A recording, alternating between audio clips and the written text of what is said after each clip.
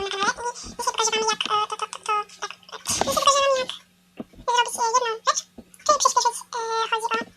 przyspieszyć w ogóle tempo mówienia i ogólnie tempo filmu nie pozostaje na tej stronie.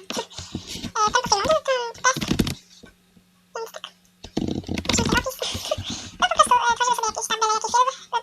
dla mnie to jest byle jaki, ale wy macie swój film, który chcecie przesłać, przesyłamy go, wchodzimy, ten test nasz kochany i tu mamy stop, to było zostało puszczone, ulepszenie mamy, wchodzimy to ulepszenie, no, stop, a więc tutaj mamy i przyspieszamy obraz, ogólnie się. Akurat tutaj muzyka jest dlatego i to po prostu ma przyspieszony głos, taki jak jest na tym filmiku teraz i to naprawdę nie jest jakaś duża filozofia, teraz wystarczy sobie zapisz, lepiej zmienić filmie. No i to możemy po prostu chwilę potrwać, jak wejdziemy w menadżer filmów, to tutaj jest, trwa edytowanie i tutaj też są działania, to są, znaczy wy nie musicie tego robić, to ja tylko robię, więc wy nie musicie tego robić, nawet chyba nie możecie, jak to jest wasz taki film, który chcecie opubliczny gdzieś, to raczej nie wydaje mi się, żeby to było jakieś bardzo konieczne. A więc no.